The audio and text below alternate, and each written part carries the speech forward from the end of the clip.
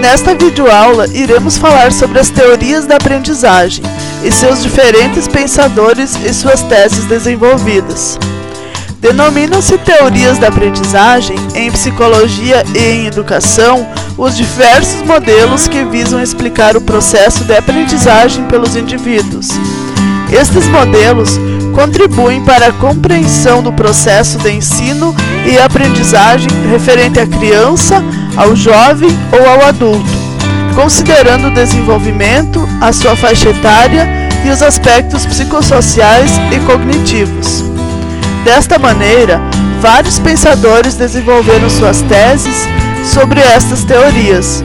O primeiro deles foi Platão, que desenvolveu a sua tese baseado no inatismo, onde as pessoas naturalmente carregam suas aptidões, habilidades, conceitos, conhecimentos e qualidades em sua bagagem hereditária. O educador, segundo Platão, deve interferir o mínimo possível, apenas trazendo o saber à consciência e organizando-o. Outra linha de pensamento é o empirismo, desenvolvido por Aristóteles, onde, embora as pessoas nasçam com capacidade de aprender, elas precisam de experiências ao longo da vida para que se desenvolvam. Segundo Aristóteles, a mente humana é definida como uma tábula rasa, um espaço vazio a ser preenchido, onde a criança é comparada à água, que pode ser canalizada na direção desejada. Outra linha de pensamento é o comportamentalismo, e o primeiro pensador foi o Skinner, onde a sua palavra-chave é o comportamento. Para ele, a aprendizagem concentra-se na capacidade de estimular ou reprimir comportamentos, desejáveis ou indesejáveis. Na sala de aula, a repetição mecânica deve ser incentivada, pois esta leva à memorização e assim ao aprendizado.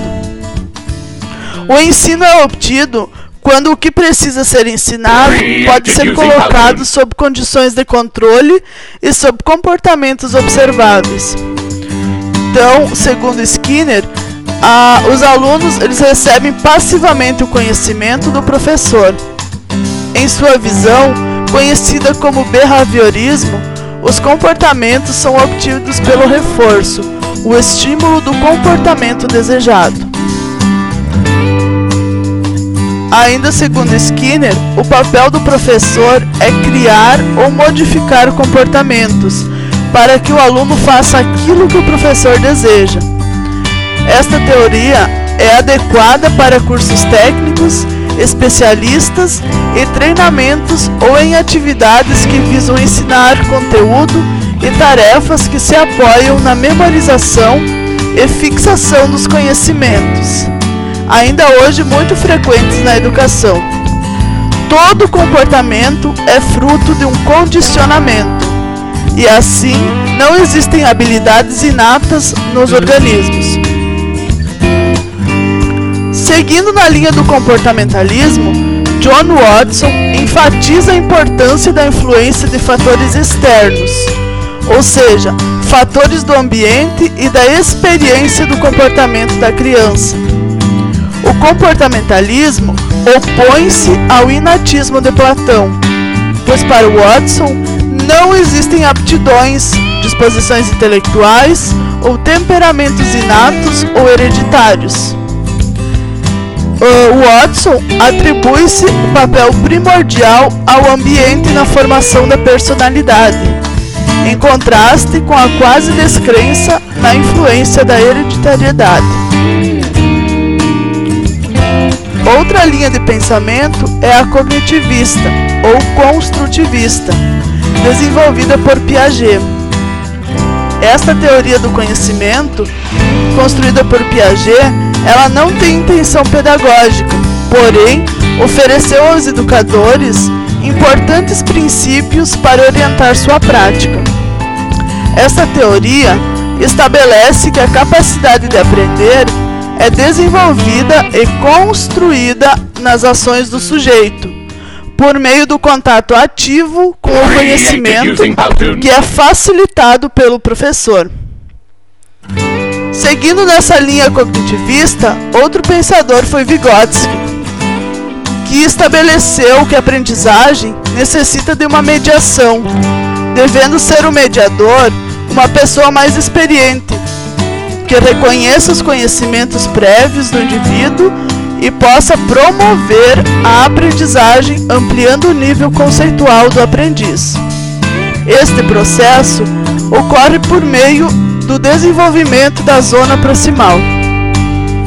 O papel do mediador está justamente em fazer mediações entre sujeito e objeto, para que este último possa desenvolver estes conceitos preliminares e internalizar os científicos.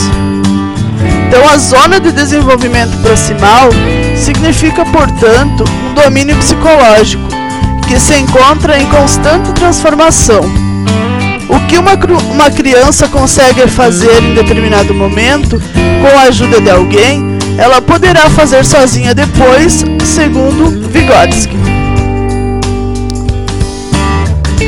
Partindo para a linha humanista, o primeiro pensador foi o Carl Rogers, que entende a facilitação da aprendizagem como principal objetivo e meta da educação, ou seja, a maneira pela qual o educador e o educando se desenvolvem e aprendem a viver como indivíduos em processo. Nesta teoria, a pessoa que aprende e está em crescimento que constitui a força politicamente poderosa na educação. Na educação, a sua abordagem se caracteriza por ser não diretiva, porque o aluno é quem escolhe o que deseja aprender, e o professor é apenas um facilitador desta aprendizagem.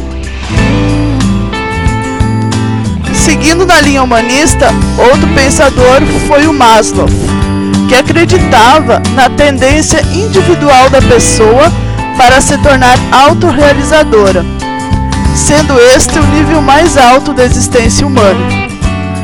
Maslow desenvolveu a pirâmide, conhecida como a pirâmide de Maslow, onde a base da pirâmide são os aspectos fisiológicos.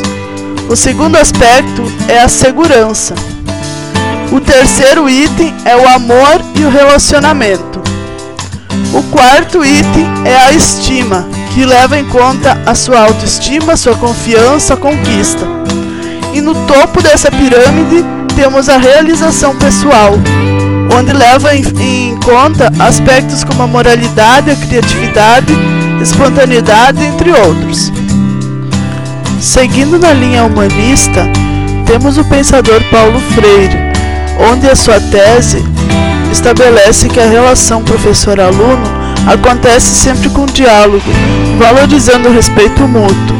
O espaço escolar deve sempre contribuir para a curiosidade, a criatividade, o raciocínio lógico, o estímulo à descoberta.